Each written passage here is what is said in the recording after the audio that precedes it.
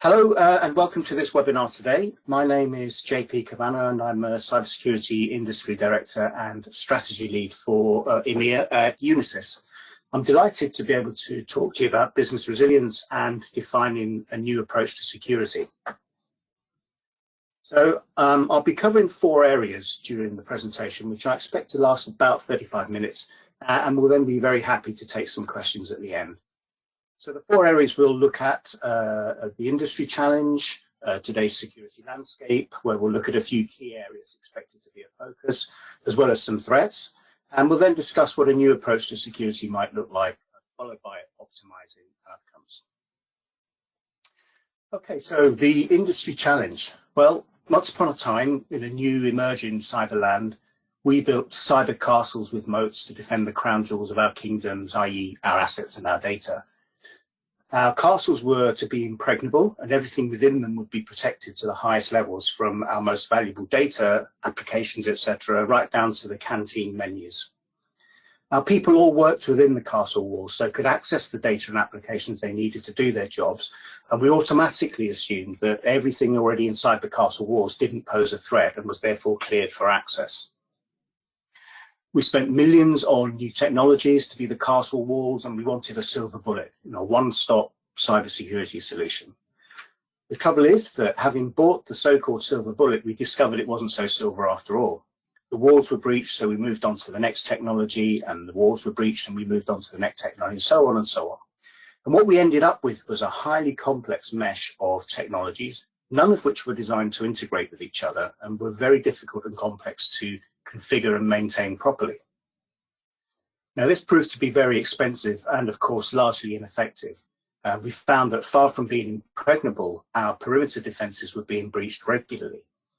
Not only that, but once the attackers had breached the perimeter, they had access to everything inside our castle walls and could run amok with impunity. And they did, and they still do. So what's driving this need for a new approach to security? As we can see, 100% on the left, the top left here, 100% of companies have a digital transformation strategy according to Forrester's Opportunity Snapshot 2018. Key drivers of digital transformation are profitability, customer satisfaction, and increased speed to market. So this digital transformation is clearly not optional if businesses want to stay competitive and efficient.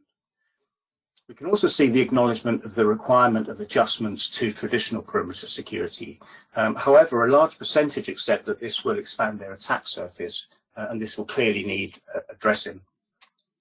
In the middle column, we see that financial motivation remains a key driver today, not surprisingly given the huge rewards on offer, and we see that the average cost of a breach is now nearly $4 million, which I believe is up 12% on the previous year. More worryingly, perhaps, is the very high number of businesses that don't have information security functions that meet their needs. Now, this could be a result of not understanding their own threat landscape and associated risks fully enough, or not knowing what technologies to invest in to provide the best efficacy and return on investment for the protection of their critical business drivers. Or even, it may be not being able to secure sufficient budget to implement functions that meet their needs.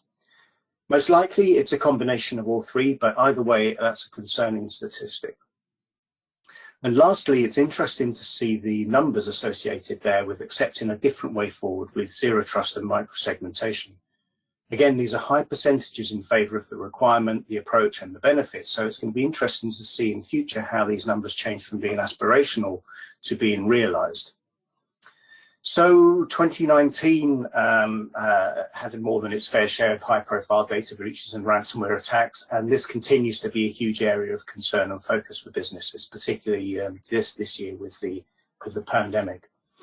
Interestingly, a recent survey by IDC of 700 companies in Europe asked what their top 3 security threats were, and they said that it was ransomware, malware, and insider threat, with respective percentages being 74%, 73%, and 70%, which are pretty significant numbers.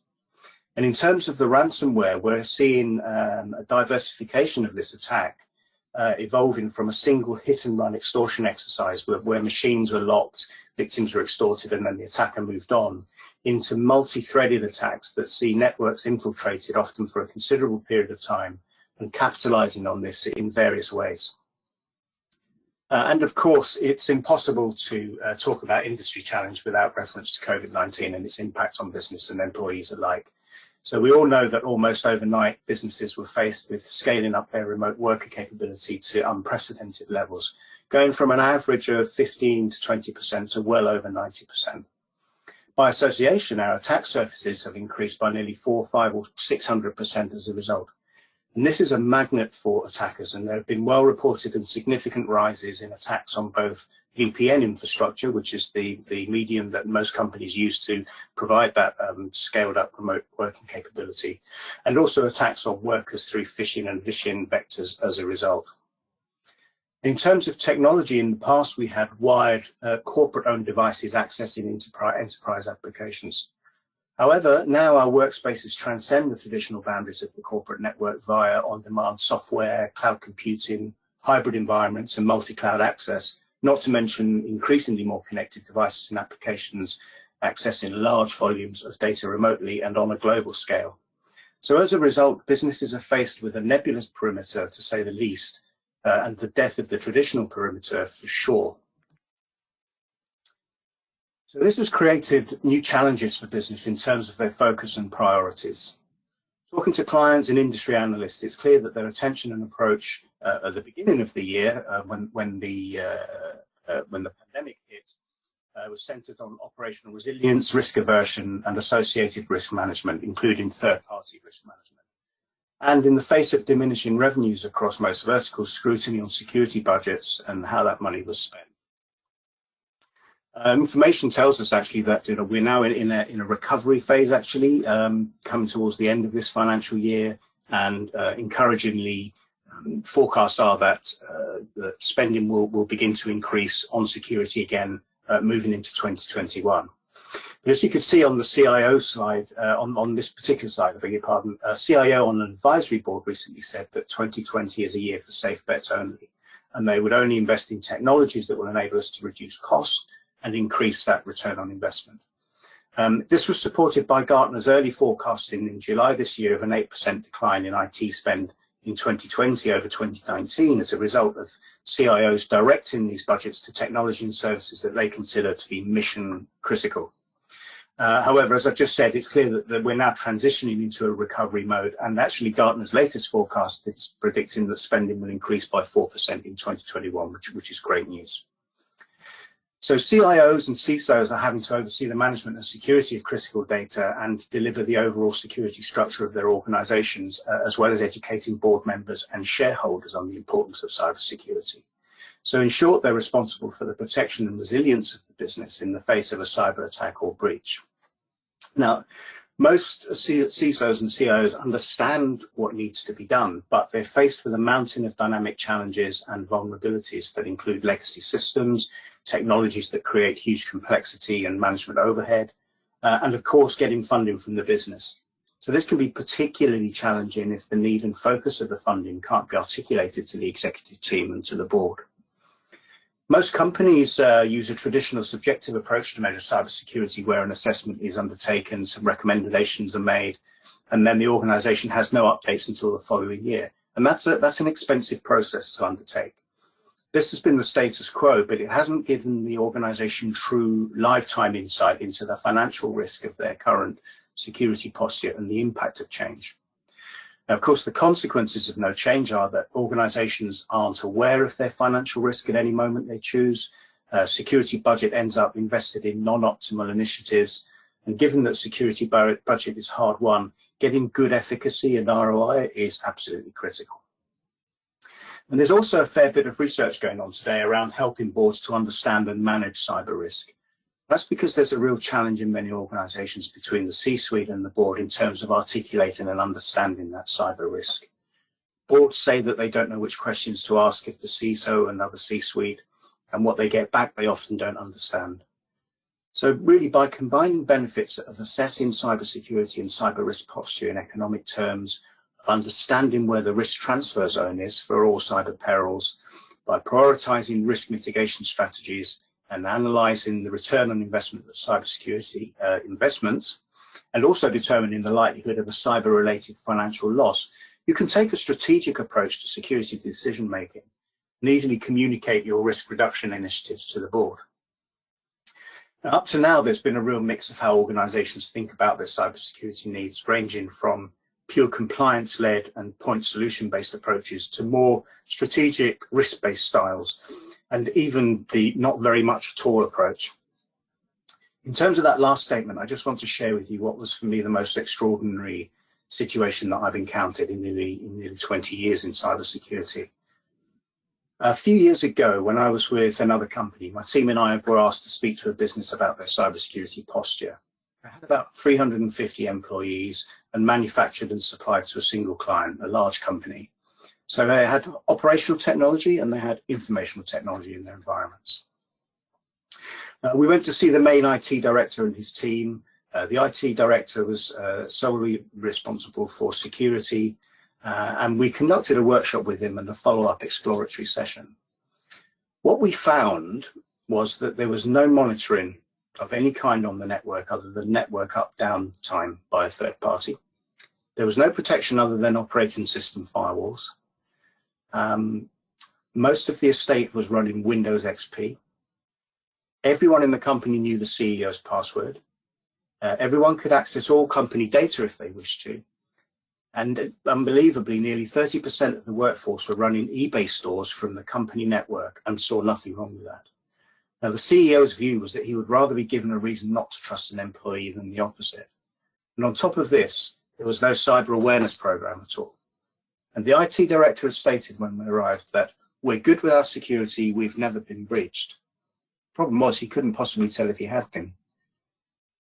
Obviously, this company faced huge problems on many levels, but one very interesting element at the time was the fact that the IT director was responsible for security. He knew virtually nothing about it, but the business thought that cyber was an IT problem. And all he cared about was whether the IT in the business delivered the product and allowed employees to do their jobs. He didn't listen to his security managers at all because the responsibility lay with him, according to the CEO. And this was further exacerbated by the CEO not understanding cybersecurity at all and refusing to engage with it on pretty much any level. So despite these findings, the CEO was still reluctant to invest in remediation measures because he was skeptical of the benefit that they would provide him and felt it would give a message to his employees that he didn't trust them. And the best that they would sign up to was developing an information security management system based on ISO 27001. Which, depressingly, they were convinced was all that was needed to protect themselves. Anyway, back to the present and these three top areas of concerns in EMEA.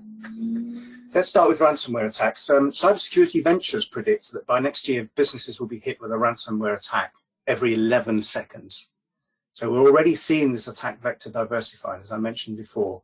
And with it being a hit-and-run affair originally, it's now morphed. And we're seeing a persistence to this vector in that attackers are accessing networks and then staying hidden as they seek out sensitive data to steal. Once identified, they attack any backups before executing the ransomware and then extort the victim. At this point, they'll then sell the network access they've obtained on the dark web before extorting the victim a second time by threatening to release the sensitive data they stole during the initial infiltration. So you only have to look at the attack launched on Travelex on New Year's Eve to see this modus operandi in operation. The hackers infiltrated the company's infrastructure 6 months before attacking with ransomware. And they used that time to exfiltrate 5 GB of valuable information, which they then used to blackmail the company after deploying ransomware. Malware attacks continue to cause huge damage and financial loss, and taking the Maersk attack in 2017, NotPetya brought the company to its knees in just 47 minutes after the malware tore through Maersk's global network. It affected nearly 600 sites in 130 countries. The business was forced to communicate via personal WhatsApp accounts and ended up having to replace its entire infrastructure of 4,000 servers, 45,000 endpoints, and 2,500 applications. Total cost to the company of the breach was estimated to be around $300 million. Now, probably to a company like Maersk and the revenues that was generated, $300 million is a lot of money, but it's not a life-crippling amount of money, shall we say. However, the reputation, the brand reputation, and the trust that is eroded in such an attack can have a much more devastating effect. This attack caused so much damage because of two key factors. Number one, the human element that opened the infected email attachment in the first place. And number two, the fact that the malware could propagate laterally across the entire network so easily and quickly. And we'll look at this issue a little bit more shortly. So, in terms of the landscape, there are a few key areas that I'll pick that I think will be prominent in terms of visibility.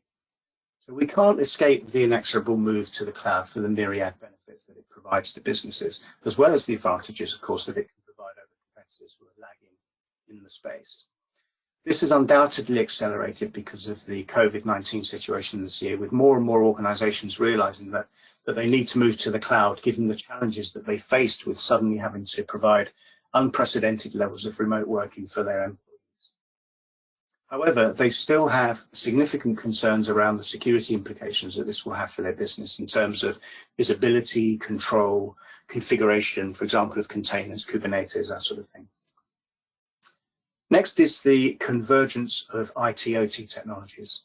Again, this brings many benefits to organizations, such as optimized business processes, improved information for better decision-making, reduced costs, etc.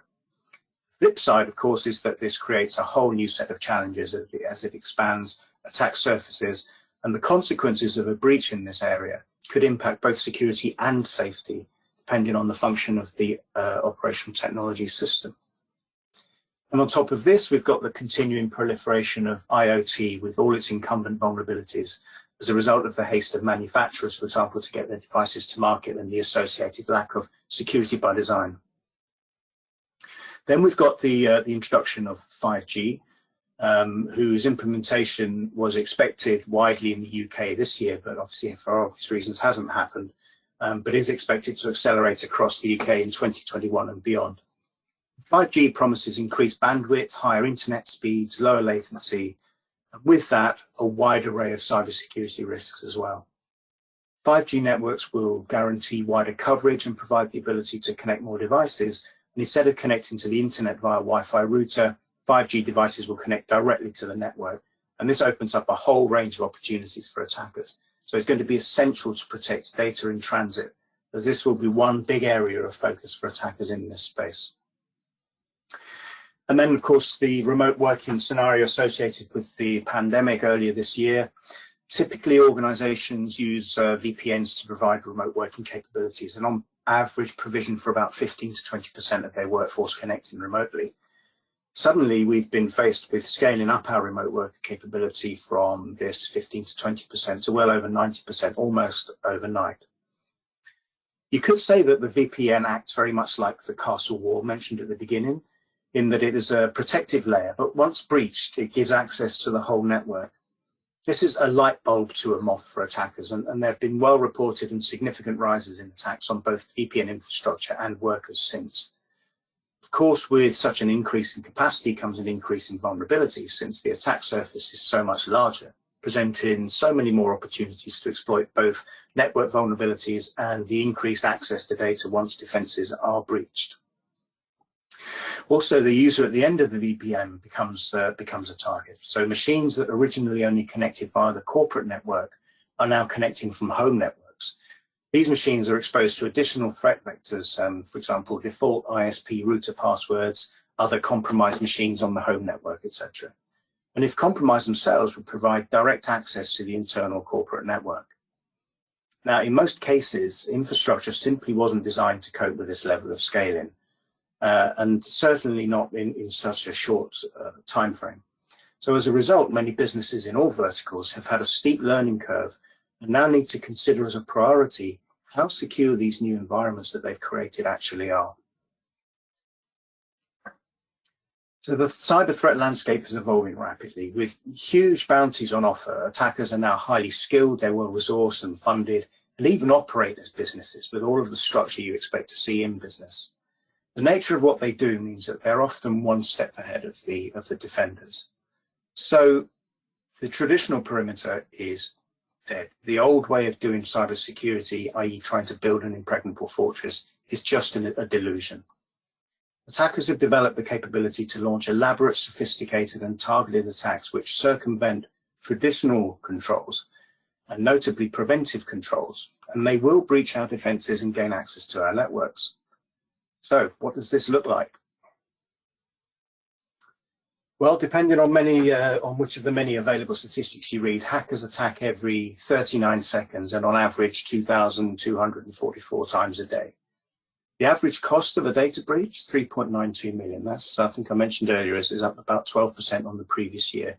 And worryingly, we have seen a steady increase in the number of successful attacks year on year and the increase in cost of those attacks year on year. So there's clearly a disconnect between the way that we've been doing cybersecurity for the last 30 or 40 years and the results. Also consider that the average life cycle of a breach is 279 days, with companies taking 206 days to identify a breach after it occurs, and then an additional 73 days to contain the breach. If you think hard about that, that's really sobering in terms of the potential ongoing impact of such a breach. So, it says here, could you be affected? Well, obviously it's a rhetorical question, because yes, of course you could be affected. Apart from the financial hit of damage to and replacing infrastructure, cleaning infected networks, as well as the cost of investigating the breach and any potential fines imposed for the breach, you also have this collateral damage, which can be even more costly over time than the effects of the original breach. What this emphasizes is that we need to do something different, because what we're doing now is not the most efficient or efficacious approach. So today's enterprise needs a new style of security. The old way saw organizations striving for the ultimate state of impregnability. Messaging on cybersecurity was based on creating fear, uncertainty, and doubt. There was no proximity to the business, and accountability and leadership were the responsibility of the IT and risk departments. Security focus was on the perimeter and protecting all the information, and unsurprisingly, the approach was to complicate, obstruct, and say no. So how does that map to what we need today? Well, firstly, we need to acknowledge that cybersecurity is not an IT issue, it's a business issue. So accountability lies with the board, it lies with the CEO, and it lies with the business. And this is where the organization I told you about beforehand had its fundamental problem. Security needs to be an enabler, not a blocker, and it needs to provide business outcomes. We need to assume a state of compromise, not impregnability. We will be breached, so we need to stop data exfiltration and business disruption, and we need to detect suspicious or anomalous activity early and be able to respond and recover quickly and then effectively from an attack. This means that organizations need to move from a protective posture to a position of detection, response, and recovery. In other words, the conversation isn't just about cybersecurity anymore, it's about cyber resilience. So discussions in this area today are much more holistic in their nature, where not so long ago the focus was just on technology as the solution. We're seeing regulators acknowledging security measures and controls, but still asking organizations what they can do to become even more secure. Clearly, by its very nature, cybersecurity requires technology for security and resilience, but the people aspect is a particularly important one. As with the example previously with Maersk and the unwitting employee activating malware, this is by no means a rare occurrence, and we hear a lot about organizations running cyber awareness campaigns these days to try and combat this. But that's not enough on its own. Culture is hugely important as well. We must move away from creating a culture of blame where people will be too frightened to admit they may have made a mistake, particularly where speed of response is critical to mitigating the effects of an attack. We need to move to a culture of acceptance and tolerance based on good awareness, education, and training. A powerful example of this involves a social engineering exercise my team carried out actually a few years ago. We were tasked with trying to get certain company and network information for a client that provided high-value goods from selected retail outlets of theirs. We were given no information other than the store locations and a brief to obtain the Wi-Fi passwords for the stores, log-on credentials for one or more members of staff, and a hard copy of a high-value client receipt. Making up an official business card was easy, as we had one given to us by a head office during our first scoping meeting. We then went to the locations, announced we were from head office, showed only our fake business cards, and said we needed to check the reliability of the network connection that they were using. In short, we simply asked for the Wi-Fi password and the credentials of the store manager to log on to their network to conduct our check. And these were all handed over without question. Obtaining a high-value copy of the receipt proved equally easy, having explained we needed it because head office asked us to obtain it to scan and send to ensure the network was uploading quickly enough and that all information was arriving intact at head office. When we reported our findings back to head office, they were unsurprisingly stunned. An investigation showed that they had created such a culture of fear in the organization that despite knowing it was wrong, staff handed the information over to us without question. So we're humans and we make mistakes, and we always will make mistakes. But effective education and training can help to reduce the likelihood of such mistakes, turning employees from vulnerability to a potentially strong line of defense. And in terms of technology, many businesses look to provide more security by implementing a growing number of firewalls, VLANs, VPNs, etc., to isolate critical network assets and reduce attack surfaces. But as these systems grow ever more cumbersome and complicated, IT teams struggle with a lack of visibility and an inability to implement security policies and controls with precision and speed. It's also incredibly costly to continue to buy new point solutions and hardware, let alone maintaining the staff required to manage your expanding systems. In the end, it takes too long to identify breaches in a timely way, as we saw previously, leaving bad actors to roam around inside your system and networks for days, weeks, or even months. And once a breach is discovered, it takes too long to remediate, resulting in further damage to your corporate reputation, diminished customer trust, and negative financial impacts. So you can see that a highly complex, difficult to manage environment where there is diminished visibility of what's going on in the network is not going to help to mitigate those numbers and the associated damage. So what are the elements that provide assurance, reassurance, and resilience to your business? Well, reduce your attack surface, enable your workforce to work remotely securely and at scale, accessing only those applications and data that they need to do their jobs. Detect attacks and stop them in near real time. Have an incident response plan that is tried and tested. This is so important. Lots of organizations have plans, but they don't test them. So when something happens and they need to enact those plans, they suddenly find that there are flaws or the plan doesn't work very well. Not a good position to be in. Have a solid and reliable backup capability that allows you to restore golden copies of data as quickly as possible to keep your business on its feet. No point having a great backup capability that will take you 3 weeks to restore the data into your production environment. Understand the probability and expected loss from a cyber event. Use quantified data for ROI metrics and your cybersecurity investments. Communicate cyber risk with your executive leadership using these financial risk metrics, and move to a zero trust model. Now, zero trust is basically the premise that no one is trusted by default from inside or outside the network, and verification is required from everyone trying to gain access to resources on that network. The building blocks of zero trust model are software-defined perimeters, or SDPs, that dynamically create one-to-one network connections between the user and the resources they access. It's built on core pillars of identity centricity, i.e. it's designed around the user identity and not the IP address, which can be easily spoofed.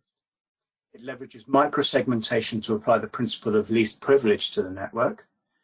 And by using the SDBs and the identity-based microsegmentation to create the zero trust environment, you give access to network resources on a least privileged basis, which increases IT's visibility into user applications and activities, so you get that granularity that you need. Now, ideally, rather than ripping and replace the expensive infrastructure, which is not viable, you're going to deploy a technology-agnostic solution that gives you immediate visibility into your assets and how they connect across your network without adding management complexity or losing all important traffic visibility. And this can be easily done with software, which allows great scalability and is also comparatively cheap compared to new infrastructure hardware. So in this way, you can control risk with irrefutable trust. You can minimize your attack surface with a granular level of segmentation and isolation that makes it easier to protect your assets. You'll ensure authorized access by establishing irrefutable identity for every user and device. You'll further reduce your attack surface by encrypting your data in motion and cloaking assets from unauthorized users. You'll protect assets and critical data access without impacting your efficiency. Your digital transformation and an expanding network require that you evolve your security approach to one that can manage dynamic threats in a complex and changing technology landscape. You can radically reduce your reliance on layers and layers of competing security tools. You'll virtualize your perimeter security and network services to securely connect any user or device from any location, while simplifying the enforcement of security policies. And you can also group and classify connections at the micro level to ensure authorized access every time. Finally, you can integrate critical legacy systems while maintaining optimal security standards. All this together means you'll dramatically diminish the complexity of your security environment and the resources that you require to manage it. So by utilizing this approach and these tools, you can address all the challenges, the threats and vulnerabilities we've discussed up to this point. The challenge of getting quantified data to assess your risks and security investment, the reduction of the attack surface by reducing infrastructure and complexity and using encrypted microsegmentation to cloak the network, the restriction of an attacker's lateral movement within that network, and the dynamic isolation of rogue endpoints and malware in near time, and control of your network, all of which, when combined in this zero trust environment, provide your business with optimized outcomes and the resilience that it needs in today's cyber landscape, because it's every bit as much about cyber resilience as it is cybersecurity today. So it just leaves me to thank you very much for taking the time to join this webcast, and I sincerely hope I've given you some food for thought today.